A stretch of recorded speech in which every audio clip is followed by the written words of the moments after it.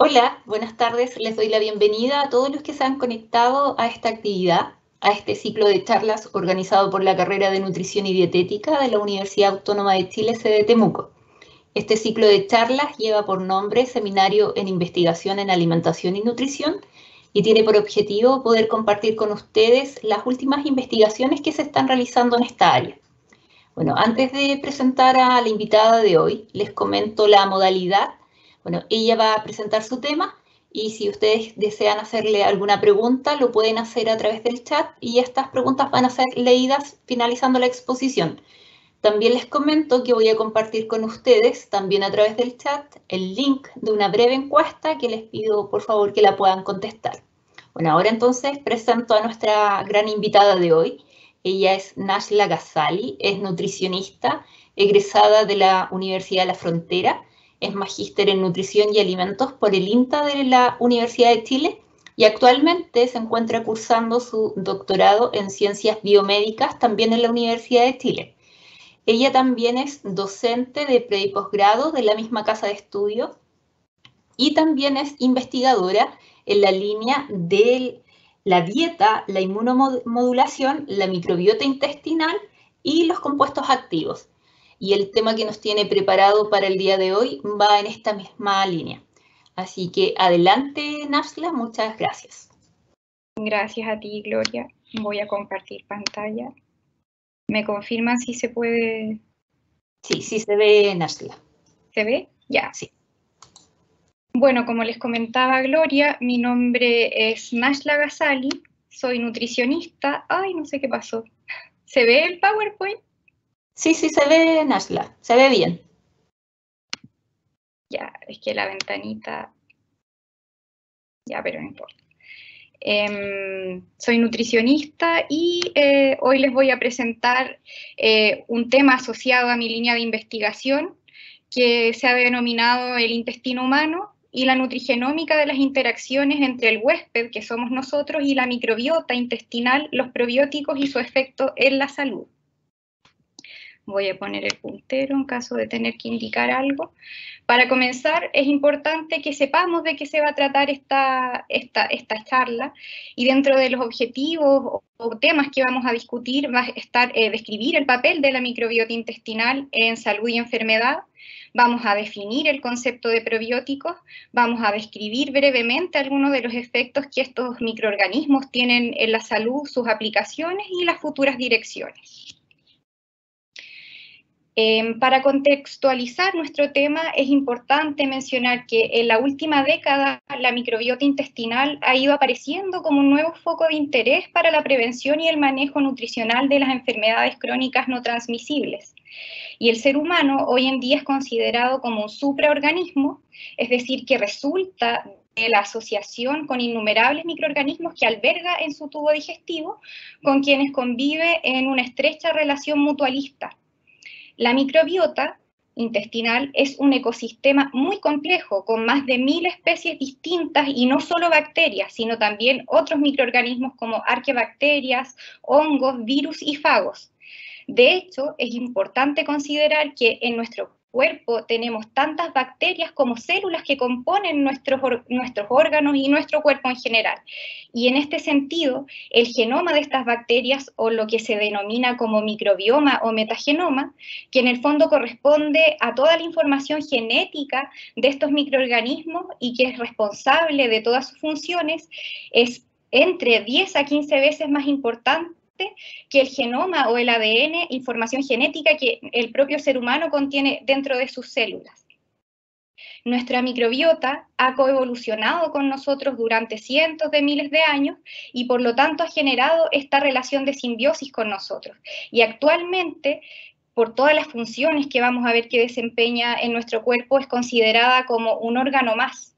Y de hecho, se puede trasplantar desde un sujeto a otro en un procedimiento que se ha denominado como trasplante de microbiota fecal, y que se emplea sobre todo en el manejo terapéutico de la colitis asociada a Clostridium difficile, que no responde al tratamiento antibiótico, en donde la microbiota de un sujeto sano es tomada para ser inoculada por un proceso como de enema, es decir, se toma esta microbiota y se introduce en el tubo digestivo de un sujeto que padece de la enfermedad y que no responde al tratamiento convencional para aliviar su sintomatología.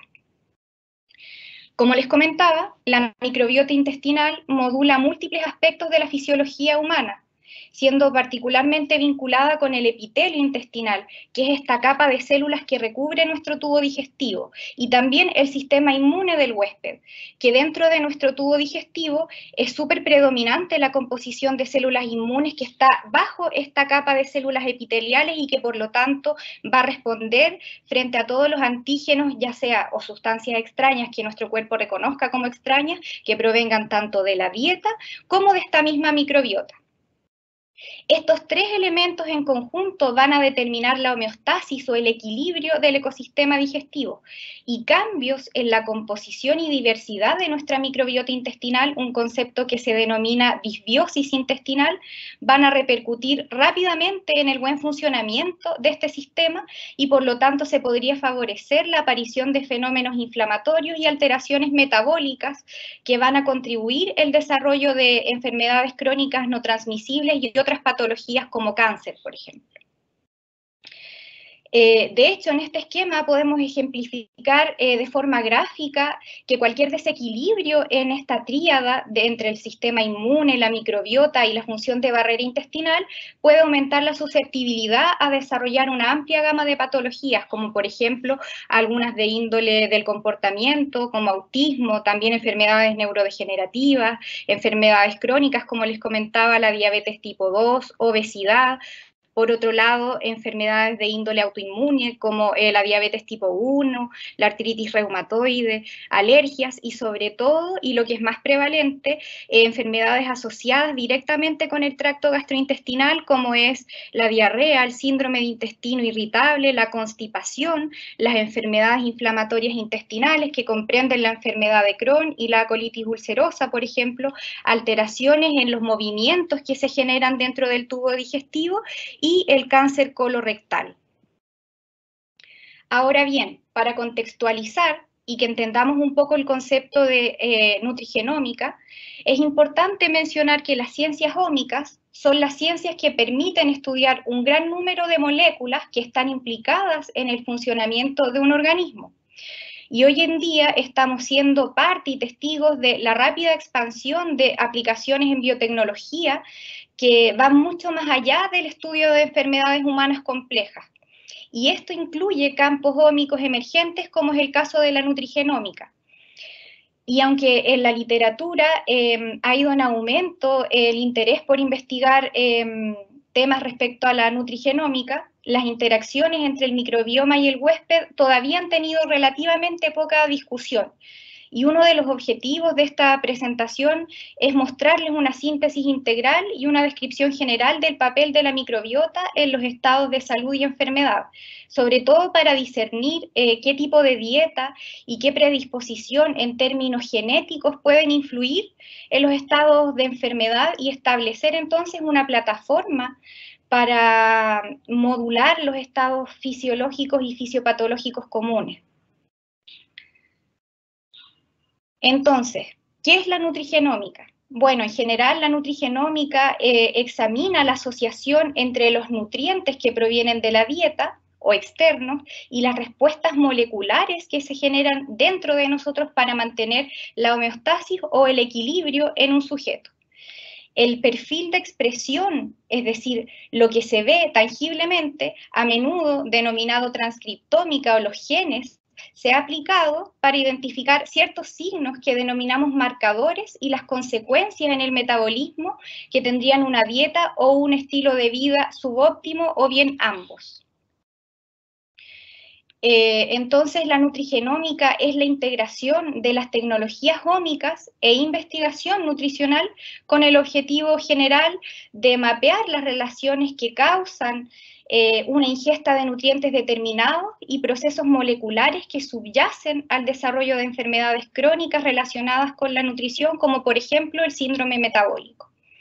El concepto en general tiene como objetivo analizar el consumo de nutrientes y las actividades físicas, la heterogeneidad genética de cada sujeto y la complejidad de los mecanismos subyacentes a las respuestas fisiológicas para identificar aquellas interacciones genéticas de los nutrientes o bien el medio ambiente que subyacen al estado de salud o bien de enfermedad. Y para ello se utiliza la estrategia experimental durante esta última década, que en realidad es lo que mide la interacción que existe entre los niveles de expresión de ARN mensajero, las concentraciones de metabolitos, sobre todo de origen bacteriano, y de proteínas, pero además las interacciones internas que se producen por la dieta, nuestro estilo de vida, nutrientes o xenobióticos a los que estamos expuestos.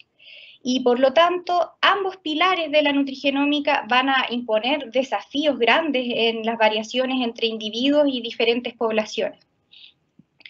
Por otro lado, y muy de la mano, la microbiómica, que es la ciencia que toma las huellas moleculares de la amplia diversidad microbiana que existe en nuestro tracto alimentario, o el microbioma, y la metagenómica, que corresponde a la secuenciación del ADN microbiano, proporcionan información sobre los mecanismos de comunicación entre nosotros, entre el huésped y nuestra microbiota. Y esto se puede utilizar para el desarrollo de alimentos fermentados, selección de cepas probióticas, como vamos a discutir más adelante, y otros alimentos funcionales que afectan la fisiología o el buen funcionamiento del huésped. Y el equilibrio alterado o la disbiosis intestinal, como les mencioné al principio, dentro de las principales familias o las especies bacterianas más abundantes en nuestra microbiota, que son Bacteroidetes y Firmicutes, de hecho se ha asociado al desarrollo de obesidad, por ejemplo. Además, la disbiosis y las dietas desequilibradas o inadecuadas, desde la programación metabólica temprana, es decir, desde cuando somos pequeños, puede generar una disminución en nuestra respuesta inmune en nuestra edad adulta, y por lo tanto va a tener un impacto importante en la salud y nuestro bienestar.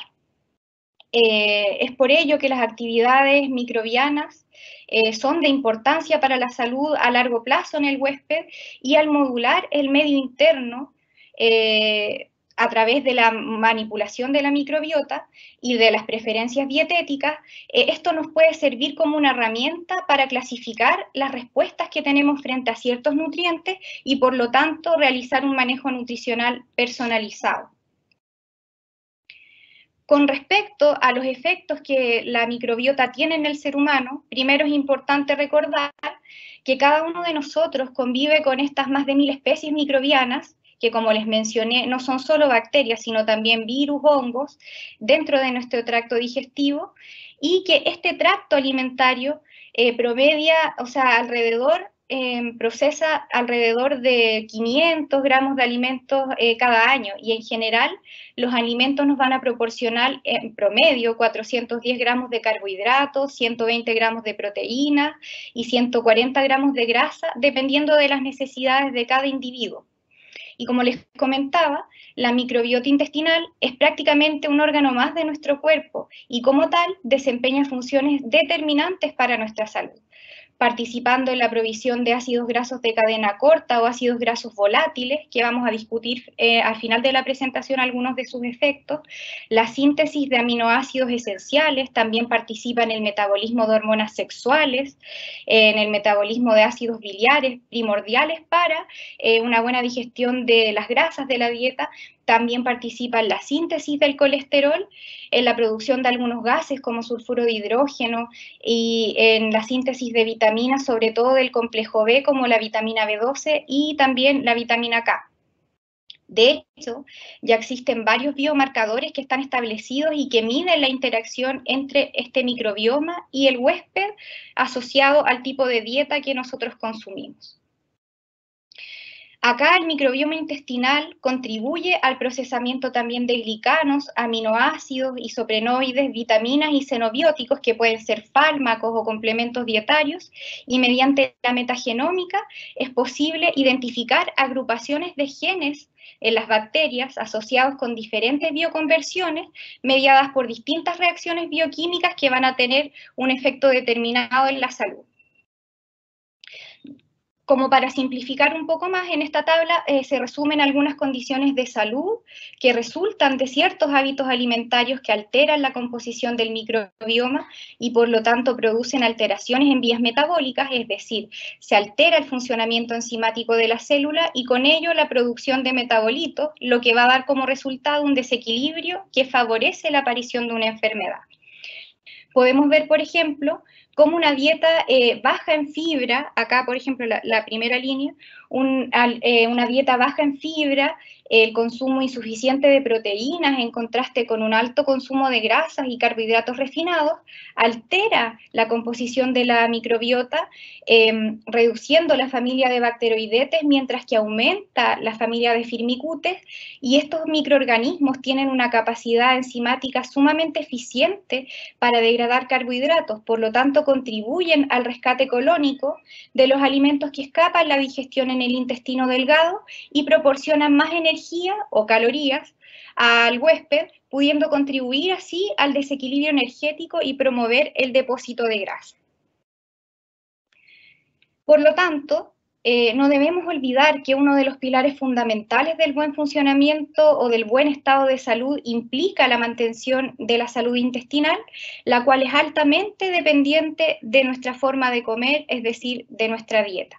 Y en este sentido, existen varias formas de mantener el equilibrio en el ecosistema digestivo y dentro de las estrategias más conocidas está, por un lado, el manejo terapéutico mediante el trasplante de microbiota fecal desde un sujeto sano a uno enfermo. Además, recientemente se está intentando el trasplante de consorcios microbianos sintéticos o diseñados en forma racional para reducir el riesgo de la transferencia de algún microorganismo patógeno, como es el caso de lo que podría suceder frente a un trasplante de microbiota fecal, y además el uso de antibióticos para controlar el sobrecrecimiento de patógenos o patobiontes indeseados, como es el caso de Clostridium difficile o en algunos casos Candida albicans. No obstante, el manejo nutricional, que está por el otro lado, ha adquirido bastante interés, sobre todo en el diseño de nuevas estrategias para prevenir el desarrollo de una amplia gama de patologías como las que mencioné anteriormente, y esto mediante el diseño y desarrollo de alimentos más saludables, que pueden contener dentro de lo más común prebióticos, probióticos o una mezcla de estos. Pero recientemente ha tomado bastante fuerza la modulación de la microbiota también con el uso de fitoquímicos o los comúnmente denominados polifenoles o antioxidantes, que se han descrito recientemente que se comportan como prebióticos, es decir, como una fuente de alimento para las bacterias benéficas que habitan nuestro tubo digestivo y por lo tanto van a promover la síntesis de ciertos metabolitos que generan efectos beneficiosos para la salud. Sin embargo, nuestro foco de aquí en adelante será hablar de los probióticos, que es un tema bastante mencionado durante el último tiempo. Y bueno, ¿qué son los probióticos? Los probióticos son microorganismos inocuos, es decir, seguros, que se incorporan a los alimentos y que una vez ingeridos o consumidos logran sobrevivir en nuestro tubo digestivo, donde van a regular la microbiota intestinal y van a ejercer efectos beneficiosos para la salud. Estos se diferencian de los prebióticos, que son componentes alimenticios no vivos, principalmente fibras dietarias como la inulina, la pectina, o algunos fitoquímicos, cuyo consumo confiere un beneficio para la salud del huésped en asociación a la modulación de la microbiota. Los probióticos son reconocidos por promover la salud y el bienestar y han sido asociados a efectos benéficos como por ejemplo la modulación de la microbiota, la inhibición de microorganismos patógenos, la producción de compuestos anticarcinogénicos, es decir, que previenen el desarrollo de cáncer, la modulación del sistema inmunológico, y para promover efectos benéficos los probióticos deben sobrevivir a los factores ambientales y por lo tanto lograr colonizar y mantener su actividad en nuestro tracto digestivo. Y acá un poco de historia como para comprender bien este concepto. Ya en 1907, Elie McIntosh, que fue premio Nobel de Ciencias y el profesor del Instituto Pasteur, asumió o creyó que las bacterias lácticas podían promover beneficios en la salud y brindar longevidad, es decir, la gente moría más viejita. Y por lo tanto, él defendió que la autointoxicación intestinal y el envejecimiento derivaban de y que podían suprimirse si nosotros modificábamos nuestra microbiota con microorganismos que fueran útiles y que reemplazaran a aquellos que producían sustancias tóxicas que nos hacían envejecer o tener enfermedades.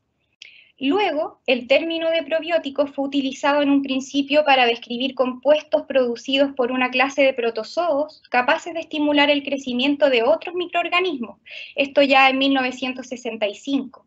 Y posteriormente, el concepto de probióticos, que fue propuesto en 1989 por Fuller, los describe como un suplemento alimentario de microorganismos vivos que son capaces de beneficiar al huésped a través del balance de la microbiota. Actualmente, la FAO los definió en el 2002 como bacterias y levaduras que cuando son administradas en cantidades adecuadas confieren beneficios a la salud y por lo tanto es importante considerar este tipo de conceptos a la hora de considerar un microorganismo como probiótico. Como se imaginarán, los probióticos han emergido como una estrategia innovadora para mejorar la microbiota con potenciales efectos positivos en la salud, tanto materna, fetal, en la infancia, en la adultez y en la vejez. Y en líneas generales, como describimos en una de las diapos anteriores, los efectos benéficos de los probióticos incluyen la producción de metabolitos o moléculas que van a inhibir la adhesión y prevalencia de microorganismos que son malos para nosotros, es decir, son patógenos, modificando así directamente la microbiota intestinal, es decir, su composición, también a través de la producción de compuestos anticáncer, como por ejemplo los ácidos grasos volátiles, degradando toxinas y también sus receptores para que éstas no tengan efectos en las células, modulando la respuesta de nuestras células inmunes y poder defendernos mejor frente a algún microorganismo que sea indeseable, también mejorando la absorción de nutrientes, ya que aumentan la acidez de nuestro tubo digestivo y por lo tanto eso favorece la absorción sobre todo de micronutrientes como el hierro y el calcio, y también estimulando la producción de ácidos orgánicos y aminoácidos que son útiles en la fisiología humana. Ahora bien, los probióticos son principalmente bacterias lácticas que pertenecen a los géneros Lactobacillus o Bifidobacterium, pero en nutrición humana también hay otros tipos de bacterias que se utilizan, como por ejemplo Lactococcus, Streptococcus, Enterococcus, Bacillus, y además algunos tipos de levaduras del género Saccharomyces, como por ejemplo Saccharomyces boulardii. Como ya comentamos, los probióticos son principalmente bacterias lácticas que pertenecen a estos dos géneros que les comenté y que en su mayoría han sido aisladas a partir de deposiciones de individuos sanos. Sin embargo, también podemos encontrarlas en la leche materna, en alimentos fermentados de forma artesanal, en la superficie de algunas frutas, verduras o cereales. A estas bacterias, una vez que son identificadas, se les realiza un proceso de selección o screening que evalúa su capacidad de resistir al pH ácido de nuestro estómago y también a nuestras enzimas digestivas y sales biliares, y también de adherirse al mucus o a las células epiteliales del intestino. Todas las propiedades que van a favorecer que estos microorganismos sobrevivan en nuestro cuerpo y su permanencia, por lo tanto, en el lugar en que le corresponde, que en este caso es el tubo digestivo.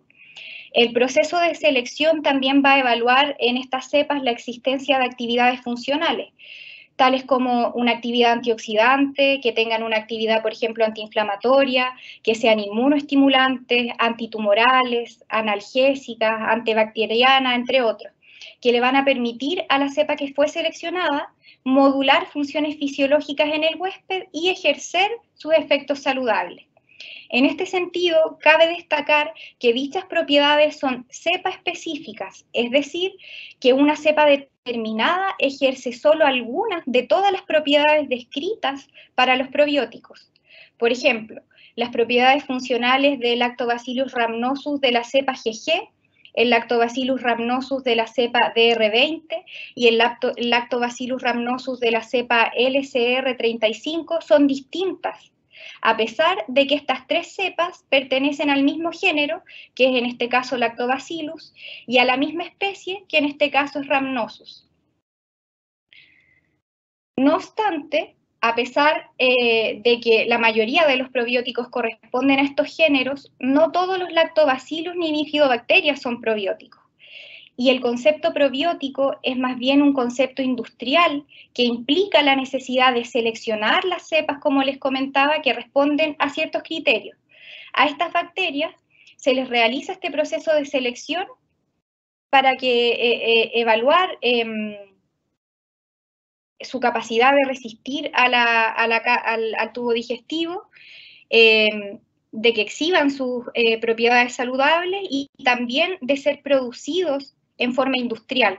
Es decir, si nosotros seleccionamos una cepa, pero nos resulta imposible producirla en cantidades suficientes, ya no podemos estar hablando de una cepa probiótica, porque como les comentaba, el concepto probiótico responde más bien a un concepto industrial y para denominarse como tal, debe cumplir con estos tres criterios.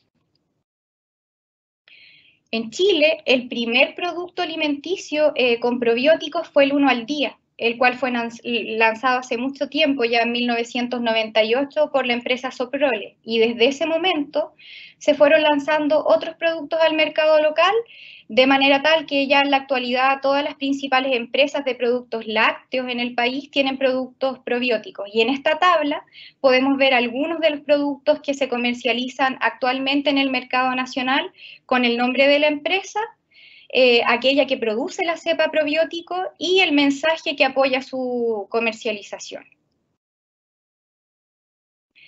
En esta otra tabla podemos ver que además existen varios productos en farmacias que contienen bacterias lácticas que generalmente están deshidratadas por procesos de liofilización.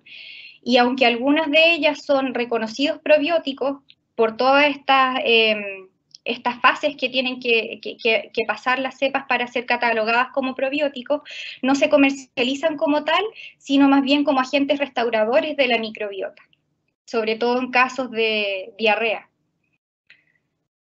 Finalmente, acá podemos ver algunas cepas probióticas, las dosis, el formato en el cual fueron consumidas por los pacientes y los efectos que tuvieron en diferentes patologías. Vemos, por ejemplo, que el suplemento de Bifidobacterium infantis de la cepa NLSS logró mejorar la indigestión, el reflujo y constipación en pacientes celíacos, y que suplementos de Lactobacillus plantarum, Bifidobacterium infantis, pero de otra cepa, en este caso la 35623, logra controlar síntomas asociados con el síndrome de intestino irritable, y que diferentes cepas de lactobacillus ayudan en la disminución de peso en sujetos con obesidad o sobrepeso, lo cual refuerza la importancia de la microbiota tanto en el estado de salud general como también en el balance energético. Ahora bien, ¿por qué incorporar probióticos en nuestra dieta? La verdad es que el uso se basa en el hecho de que la dieta del hombre moderno no contiene las cantidades suficientes de bacterias lácticas, ni tampoco de los sustratos capaces de estimular el crecimiento de dichas bacterias en el tracto digestivo. Y esto principalmente debido a la occidentalización de nuestra dieta, en donde pasamos de tener una dieta alta en vegetales, frutas, cereales, integrales, y por lo tanto un mayor consumo de fibra, a una dieta que más bien es predominante en grasas saturadas y carbohidratos refinados. Y esto genera un menor tránsito intestinal y por lo tanto un menor crecimiento de las bacterias que son benéficas para nosotros en nuestro tubo digestivo. Como les comenté hace un momento, la actividad específica de las cepas probióticas va a producir un efecto fisiológico en el organismo que conferirá un efecto para la salud del consumidor, como por ejemplo, menor riesgo de enfermedades o menor intensidad de una patología en específico. Y estos efectos descritos se basan en evidencias científicas que se apoyan en resultados de ensayos clínicos randomizados, es decir, aleatorizados, en doble ciego, en donde ni el investigador ni la persona que está participando de este estudio sabe qué tratamiento está recibiendo, y también controlados por placebo, en un número adecuado de sujetos y en una población representativa, por supuesto. Luego de tener los resultados de estos estudios, es posible o existe la posibilidad de emitir un mensaje de salud asociado a una cepa en particular. Por lo tanto, es muy importante que tengamos claros que los efectos beneficiosos de los probióticos sobre la salud son específicos de una cepa en particular y no todos los probióticos ejercen el mismo efecto. Por ello, los mensajes de salud no deben atribuirse a los probióticos en general, sino por cepa. Por eso, a veces yo considero que no es correcto o adecuado decir que los probióticos nos ayudan a mejorar nuestro sistema inmunológico, porque eso está descrito para algunos probióticos, pero no para todos. Hay otros que tienen otro tipo de efectos.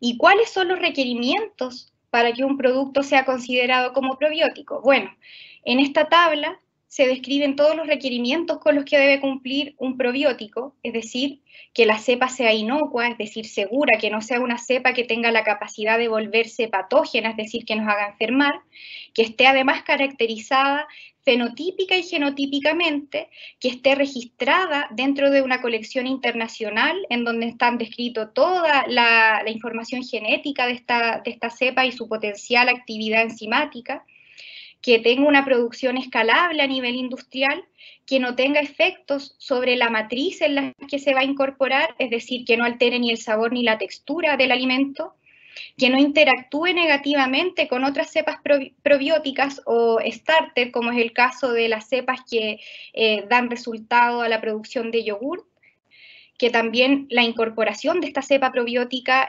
mantenga bajo control los niveles de oxígeno y el potencial de oxidorreducción de la matriz en la que se incorpora, que no altere la composición química del producto, que sea estable durante el almacenamiento y que al momento del consumo tenga una concentración superior a 10 elevado a 7 unidades formadoras de colonia por ml o por gramo de producto.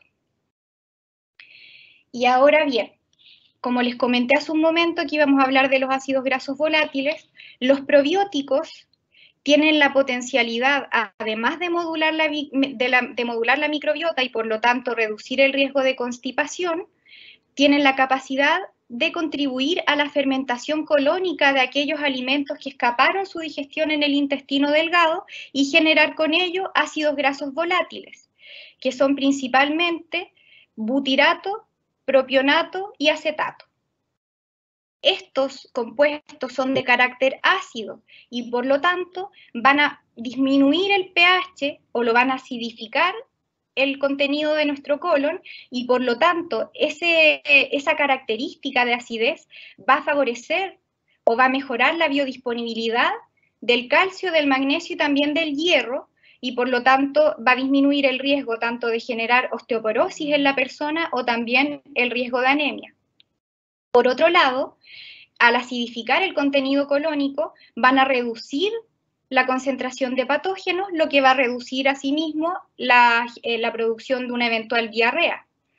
Además, estos ácidos grasos volátiles tienen la capacidad de interactuar con receptores sobre la célula que van a estimular la liberación de GLP o péptido inhibidor gástrico, que son moléculas que van a estimular la saciedad y por lo tanto, indirectamente van a ayudarnos a reducir el riesgo de desarrollar obesidad. Por otro lado, ácidos grasos volátiles también pueden estimular células inmunes, células musculares lisas y también adipocitos, modulando la motilidad, es decir, reduciendo el riesgo de constipación, mejorando la inmunidad, mejorando nuestro metabolismo y también modulando la presión arterial, por lo tanto son beneficiosos para personas con hipertensión. Por otro lado, estimulan la diferenciación de los colonocitos, en este caso particular, butirato es el que hace eso porque es la principal fuente de energía para este tipo de células y por lo tanto va a reducir el riesgo de desarrollo de cáncer colorectal. Y finalmente el propionato, que es otro ácido graso volátil, inhibe la expresión de enzimas en el hígado que están involucradas con la síntesis de triglicéridos y ésteres de colesterol. Por lo tanto, va a contribuir a mejorar nuestro perfil lipídico, es decir, a reducir los niveles de grasa o de lípidos sanguíneos y por lo tanto vamos a tener menor riesgo de desarrollar alguna enfermedad cardiovascular. Y para finalizar, entonces, queda de manifiesto la importancia de la microbiota para la salud del ser humano y esta cada día está siendo más reconocida. Es un hecho que existen factores ambientales como por ejemplo la dieta, que alteran nuestra microbiota y que favorecen el desarrollo de enfermedades tanto alérgicas, inflamatorias, autoinmunes, metabólicas y neurodegenerativas. También pudimos ver que los probióticos representan una herramienta interesante para el manejo nutricional de estas patologías o bien su prevención, y que existe una gran cantidad de probióticos potenciales, dado que como sus actividades son específicas, es necesario caracterizar cada cepa en forma independiente para determinar cuál sería su potencial efecto sobre la salud del ser humano. Muchas gracias por su atención.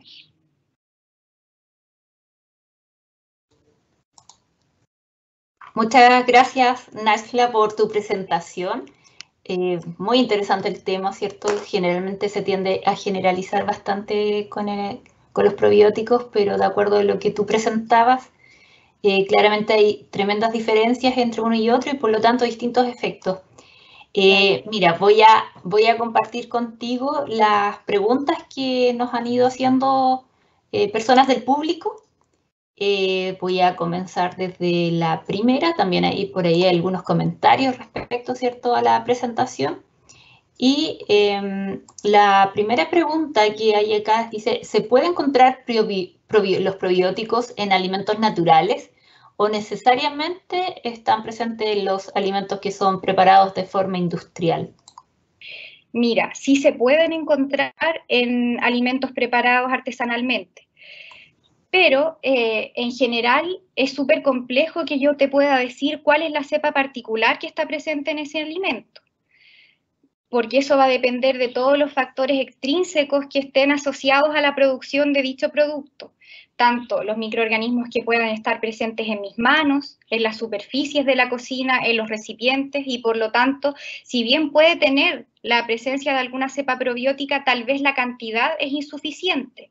Ahora bien, con respecto a los alimentos fermentados, que creo que por ahí puede ir un poco la pregunta, no necesariamente tenemos que considerarlos como un alimento probiótico para decir que los alimentos fermentados en sí son alimentos saludables y benéficos para la salud.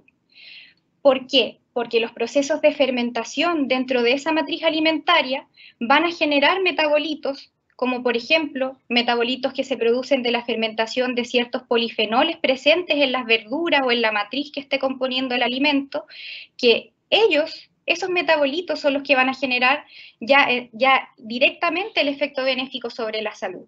Es decir, los beneficios asociados al consumo de alimentos fermentados, sobre todo los que nosotros elaboramos en nuestras casas, van más relacionados hacia ese tipo de compuestos más que a una cepa probiótica en particular.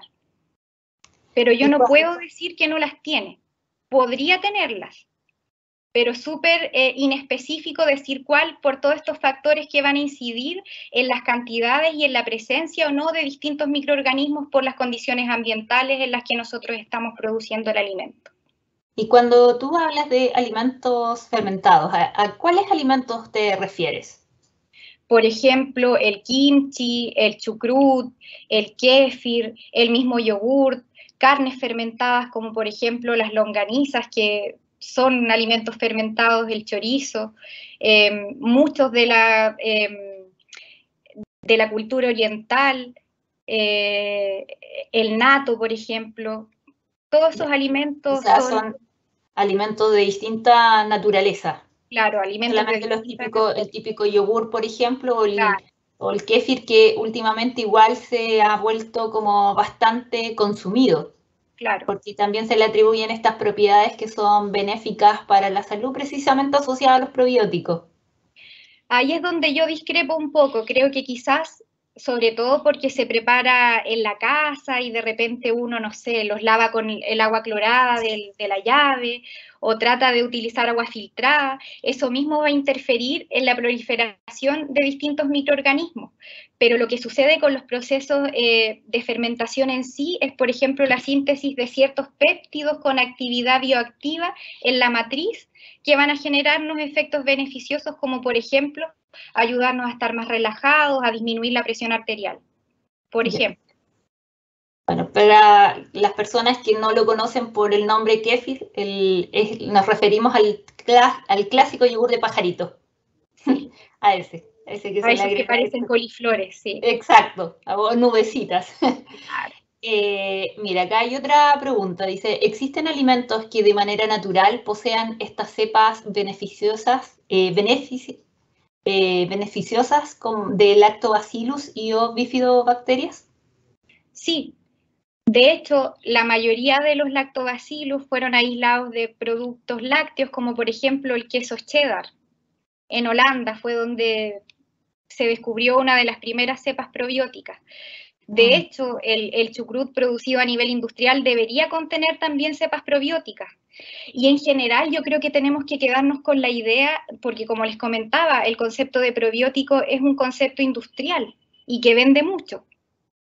Sí. Pero si nosotros mantenemos una dieta variada, alta en fibra, consumiendo una amplia variedad, o quizás no una amplia variedad, pero consumiendo frutas, verduras, legumbres, semillas, vamos a lograr que nuestra microbiota tenga los sustratos necesarios para que proliferen bacterias que son nuestras comensales y que ya son beneficiosas, y que ellas solas logren establecer ese equilibrio entre las comunidades comensales benéficas y algunos patobiontes que ellas podrían, por así decirlo, echar. Pero bueno, eso se logra con una dieta equilibrada, rica en frutas, verduras, legumbres y mucha fibra y agua. Yeah. Era precisamente la pregunta que te iba a hacer a continuación. La pregunta era qué tipo de dieta sería más adecuada como para mantener la microbiota sana. O sea, tú ahí lo estás contestando, ¿cierto? Claro. La importancia de la fibra. Efectivamente. Y bueno, se ha demostrado que las dietas vegetarianas, yo no soy vegetariana, pero sí hay evidencia científica que apoya que los vegetarianos o veganos tienen una composición de la microbiota mucho más diversa y más benéfica en este sentido y se asocia directamente al consumo de alimentos con mayor cantidad de fibra. Sobre todo las fibras solubles, como por ejemplo la pectina y la inulina, que son fermentables en el intestino porque retienen agua. Y los alimentos, por ejemplo, las frutas y verduras que son más ricas en estos compuestos son los cítricos, las manzanas, las peras, la chicoria, el topinambur, por ejemplo. Ok, o sea, la clave, ¿cierto? Y eso sería beneficioso en la medida, ¿cierto? El tener variedad en la microbiota, variedad de bacterias, siempre es mejor. En el caso de las bacterias, es mejor tener una mayor diversidad. En el caso de los hongos, que está menos estudiado, es mejor tener una menor diversidad y algunas cepas específicas. Pero en el caso de las bacterias, que es lo más estudiado, sí. Ya, o sea, tampoco hay que generalizar. Claro. Bueno, aquí había una pregunta relacionada con los alimentos fermentados, si ayudan entonces a mantener una microbiota sana. Claro que ayudan. Claro que ayudan, sobre todo por sus compuestos bioactivos, por los procesos de fermentación y eventualmente por la presencia de algún microorganismo con efecto probiótico. Mira, aquí también una pregunta relacionada con los alimentos, como con la dieta. La primera parte ya está contestada, pero estos alimentos, ¿cierto?, que ayudan a mantener esta microbiota, ¿hay que consumirlos diariamente? Por ejemplo, el consumo de las frutas, verduras, de estos mismos alimentos fermentados. Idealmente de forma habitual. Eso sería, porque por ejemplo la recomendación de frutas y verduras es diaria. Claro. El Ministerio de Salud siempre nos recuerda a través de las guías alimentarias que hay que consumir idealmente todos los días, varias porciones, legumbre varias veces a la semana. Y los alimentos fermentados, ¿está establecido alguna recomendación de consumo? Que yo sepa, la verdad es que no. Pero mientras más frecuente o mientras mayor cantidad de ese tipo de alimentos puedas incorporar a la dieta, es mejor. Ya. Pero no es como un requisito obligatorio, un gold estándar que para mantener una buena microbiota yo tengo que consumir alimentos fermentados. Ya, así como que todos los días hay que consumir chucrut, Claro. no necesariamente, pero ojalá formen parte de nuestra dieta habitual. Claro. aquí hay otra pregunta. Dice, ¿se podría recomendar una dieta específica para una persona basándose en lo que postula la nutrigenómica? ¿Resultaría muy complicado? Hoy en día quizás sí es complicado, pero yo creo que en un futuro no muy lejano va a ser posible. Un poco caro, pero puede ser posible. Ya, porque claro, hay que hacer el estudio genético. ¿Cómo se Habría que podría hacer, hacer eso? habría que hacer un estudio genético de la persona y también habría que caracterizar su microbiota. Wow, eso es un tremendo trabajo. Sí, Claro, un hay tremendo tantas. trabajo de metabolómica y un montón de herramientas con nombres raros que no les voy a Claro, decir porque, ¿para qué? claro, y Pero sobre todo si esa persona, pues, tú decías que las personas en general vegetarianas o veganas tienden a tener como más variedades claro, de tienen una microorganismos. microbiota, sí, una microbiota más variada Claro, y, por ejemplo, más eficiente en lograr aprovechar ciertos fitoquímicos para generar metabolitos con efectos beneficiosos. ya, Por eso la gente vegetariana responde mejor a las isoflavonas de soya que tienen este efecto de fitoestrógeno. Por ejemplo, mujeres ya que están en periodo de menopausia, que son vegetarianas, podrían disminuir sus síntomas de menopausia consumiendo productos derivados de la soya, porque probablemente tienen esas comunidades bacterianas que logran tomar la daitzeína, que es esta isoflavona que tiene la soya, y convertirla en equol, que es la molécula bioactiva que genera estos efectos de tipo estrógeno. o sea, no solamente es cierto que tengan más variedad, sino que, como dices tú, son microorganismos más eficientes, o sea, son capaces de tomar lo que se está entregando principalmente a través de la dieta, tomarlo como materia prima Claro, para su beneficio. así es. Otra pregunta, dice, ¿se sabe de estudios que relacionan los probióticos con la microbiota intestinal nativa de las personas? La microbiota intestinal nativa es nuestra microbiota comensal, que como les comentaba, tiene que estar compuesta principalmente, o sea, de hecho, la microbiota está compuesta principalmente por dos tipos de familias bacterianas que son firmicutes y bacteroidetes, perdón, en una proporción equilibrada. Luego hay otros filos bacterianos que son protobacteria, verrucomicrobia, actinobacteria. Frente a eso, los probióticos, de hecho, al ser bacterias, pertenecen a algunas de estas familias que acabo de mencionar. Y en general todos los estudios asociados a los probióticos y que evalúan su permanencia dentro de nuestro tracto digestivo, evalúan las interacciones que tienen con nuestra microbiota. Por eso es importante que nosotros cuando vamos a incorporar un probiótico a nuestra dieta, como él no formaba parte de nuestra microbiota comensal, lo estemos aportando constantemente porque nuestra microbiota comensal ya tiene su casita o su nicho ecológico en nuestro tracto digestivo y por lo tanto siempre va a tratar de echarlo. Porque él es raro, él no es de ahí, pues nosotros lo estamos Claro. metiendo como para que haga su trabajo, pero si nosotros dejamos de incorporarlo, nuestras bacterias comensales o microbiota natural lo va a tratar de echar. Hay algunos probióticos que han demostrado permanecer incluso hasta 3 meses luego de haberlos consumido, pero son casos extraños. Y, por ejemplo, ahora hay algunos probióticos de nueva generación que son bacterias comensales de nuestro tracto digestivo, como Fecalibacterius praunici, por ejemplo, o Akkermansia mucinífila, que habitan nuestro tracto digestivo y se sabe que tienen efectos benéficos para la salud, que los han querido como producir industrialmente para que los podamos incorporar y en ese sentido no tendríamos tanto ese problema de que nuestra microbiota comensal los quisiera echar. Y se podrían instalar y ejercer su efecto benéfico. Respecto a eso me surge una duda, porque de repente cuando las personas presentan los típicos cuadros diarreicos, se les indica muchas veces en las mismas hospitales o clínicas el clásico chamito, Claro. o estos probióticos que vienen en polvo, pero que además están indicados por un periodo de tiempo breve. Claro. Entonces, respecto a lo que tú dices de que este probiótico para que sea como, este probiótico para que sea como incorporado tiene que estar, ser entregado por más tiempo, entonces, ¿tendría algún efecto esta Como probiótica en polvo? reconstituyente de la flora, sí. Lo que pasa es que tú cuando consumes antibióticos luego de un cuadro diarreico, al consumir antibióticos, lo que hace el antibiótico es matar todas tus bacterias. Tú quedas sin bacterias en tu tracto digestivo, te barre la microbiota, quedaste sin nada.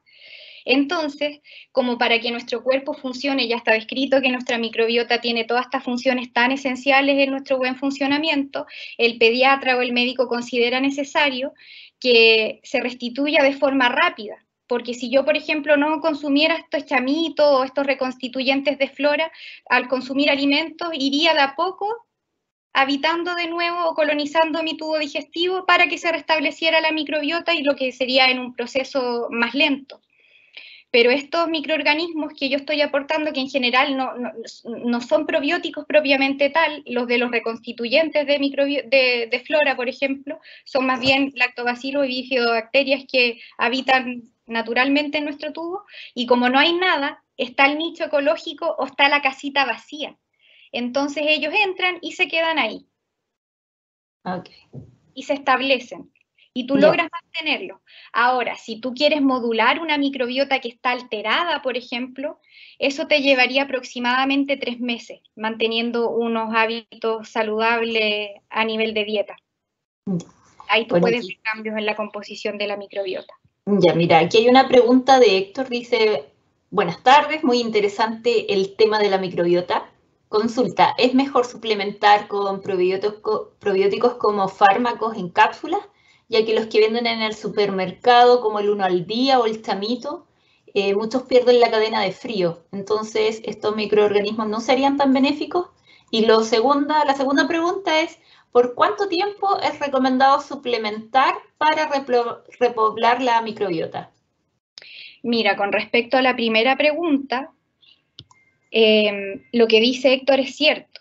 Muchas veces nosotros no sabemos cómo fue el manejo de la cadena de frío del producto, por lo tanto, es muy probable que la concentración descrita en el envase al momento de consumir no sea la que en el fondo tú vas a consumir y probablemente no tengas el efecto beneficioso. En ese sentido, sería más recomendable quizás consumir estos suplementos que venden en la farmacia porque están microencapsulados, la cepa está protegida, pero en general hoy con las nuevas tecnologías ya no solamente se incorporan cepas probióticos a alimentos que deben ser refrigerados, también se han incorporado en productos que no requieren de refrigeración gracias a las técnicas de microencapsulación.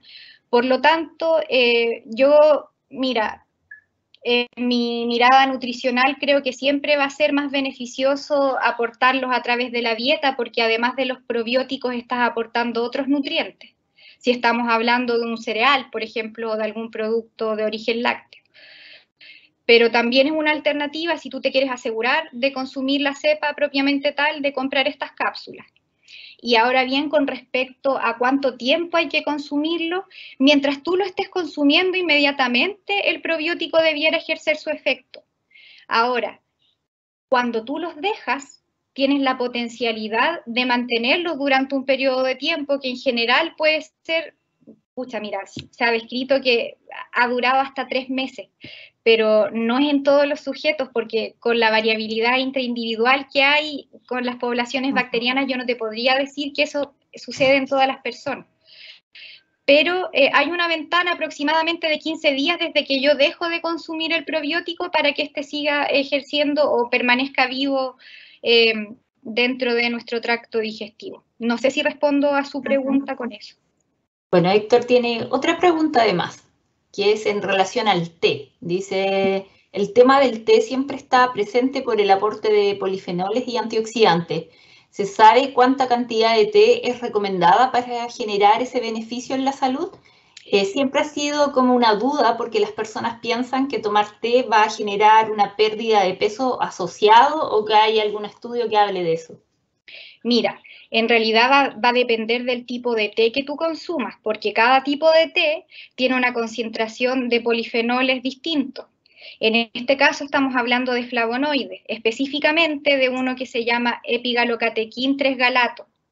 Y este componente, para que ejerza sus efectos termogénicos, es decir, que nos ayude a bajar de peso, necesita que el sujeto que lo consume cuente con consorcios microbianos específicos que son capaces de tomar este compuesto y generar un metabolito bioactivo, como lo mismo que pasa con el caso de la isoflavona de soya. Entonces, si una persona tiene pésimos hábitos alimentarios, probablemente tiene una microbiota disbiótica, consume té como loco, no le va a hacer efecto.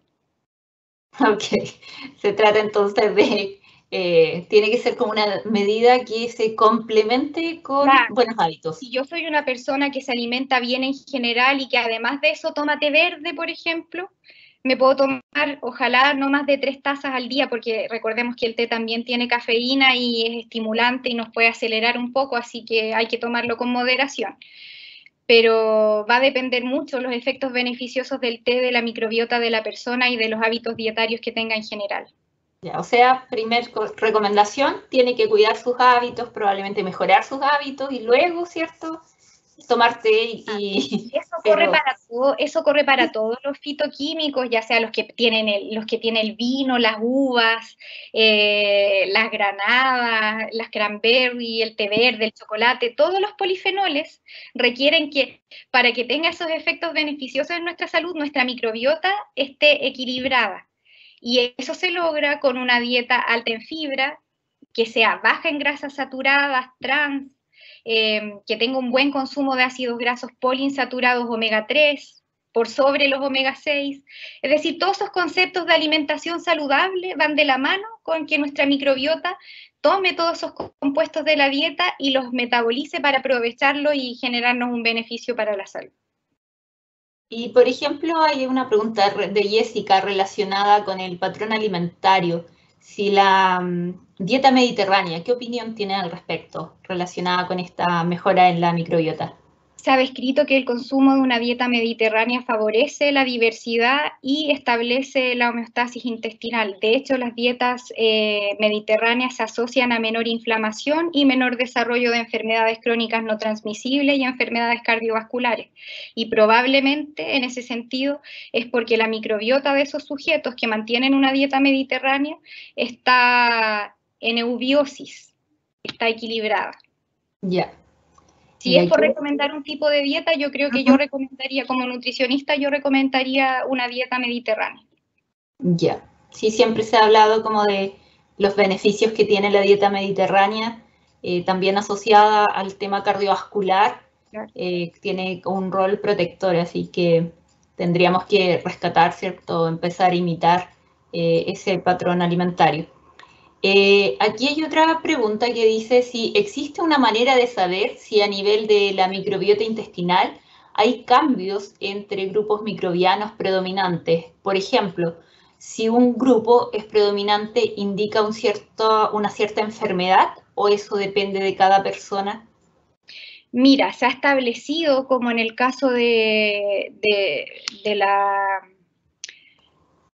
Como les mencionaba antes, de la obesidad, que en general los sujetos obesos presentan una menor cantidad de la familia de bacteroidetes y mayor de firmicutes.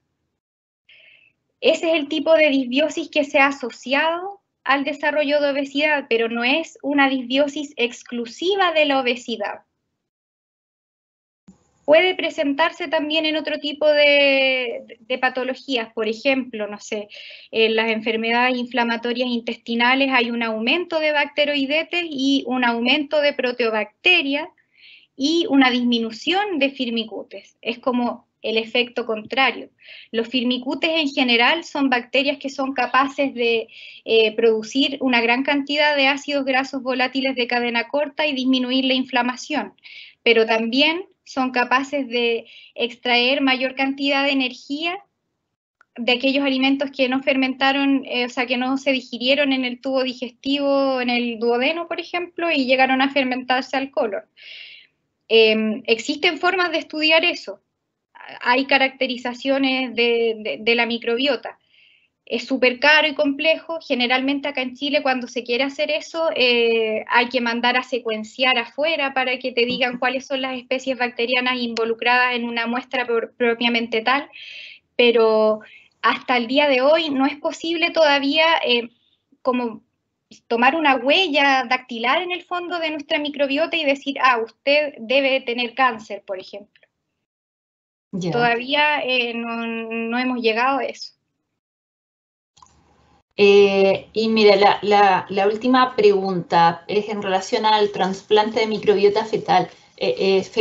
¿Puede ser de cualquier donante o debe ser de un familiar? ¿O hay que buscar la compatibilidad? ¿Cómo? Mira, cuando una persona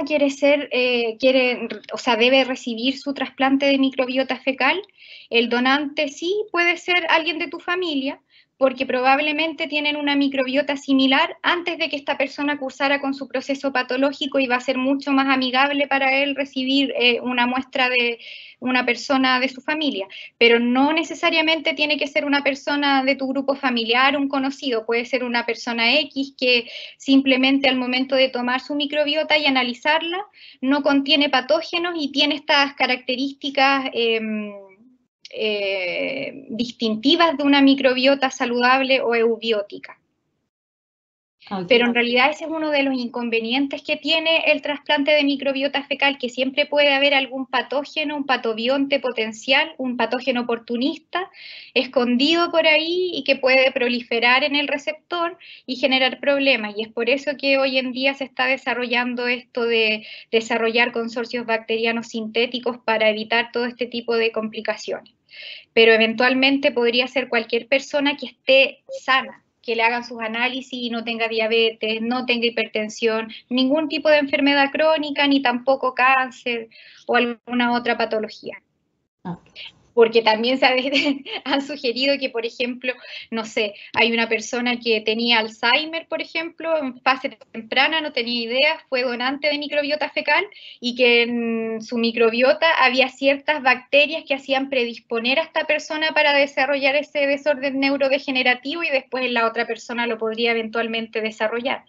Entonces, todavía por eso es como complejo y tiene esos aspectos de inocuidad que no están bien delineados aún y es un poco controversial el uso del trasplante de microbiota fecal, pero se hace. O sea, está en pañales todavía el tema del trasplante fecal, o sea, todavía falta mucho al respecto. Falta todavía, sí. Bueno, todo el tema de la microbiota y los probióticos y todo lo que va asociado a esto es todo un mundo, es como un universo dentro de nosotros. Sí, tiene más fuerza que uno, al parecer. Bueno, ha sido tremendamente interesante tu exposición, Nasla, y contestar todas estas preguntas de nuestros asistentes, y te agradecemos enormemente tu participación. Y también le agradezco a todas las personas que se conectaron a través del ciclo que contempló las 3 charlas y a las que se conectaron hoy día. Así que muchas gracias, nos vemos en otra oportunidad. Chao. Chao, gracias.